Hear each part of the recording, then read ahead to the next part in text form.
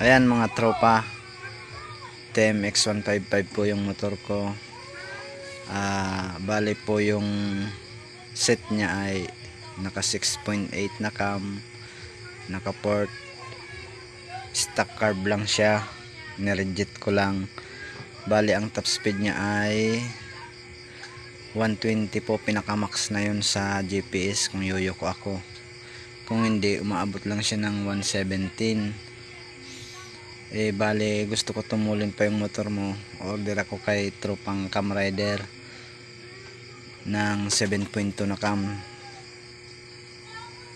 Sana tumulin pa ang motor ko sa cam ni tropang cam rider. Welcome back to my channel. So for today's video, grind tayo ng cam ni tropang Daniel. So hindi ko sigurado kung saan yung location ni tropang Daniel, no? Ayan, hinugot pa natin dito. Ito kanina na picturean ko na din na nanggaling pa nga siya dito. Ayan, Skygo po yan mga tropa, Skygo cam. So hinugot natin sa cam gear. At walang mabili sa amin ng ng cam lang or yung cam loom lang, set talaga siya. So hindi ko nagagamit ng cam gear, gawa ng hindi pa naman nasisira yung mga cam gear ko. So yung target niya na speed lang mga tropa or max is 140. So napakabagal ng 140 mga tropa kung ang unit ni tropang Daniel ay TMX. So start na tayo mga tropa sa pag-grind.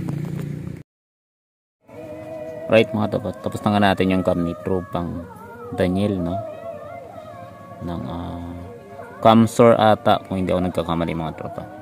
So yun mga tropa yung motor ni tropang Daniel is TMX 155 na parang third gen ata mga tropa ng TMX 155. So hindi ako masyadong sigurado pero ito siya. So yun mga tropa, sana maging okay yung set ni tropang Daniel, kasi yung takbo raw ng kanyang TMX 155 is around na 120 GPS lang. So sana pag ito na yung gamit niya ay kahit mag lang siya mga tropa, mag 125 GPS. So yun lang yung kanyang pangarap.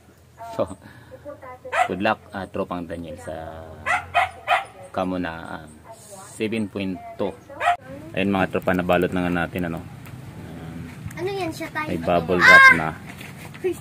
Tapos so yun, ibubok pa natin si tropang Daniel sa GNT. And then update na lang ako mga tropa kapag nabuko na at naipadala. So salamat ulit.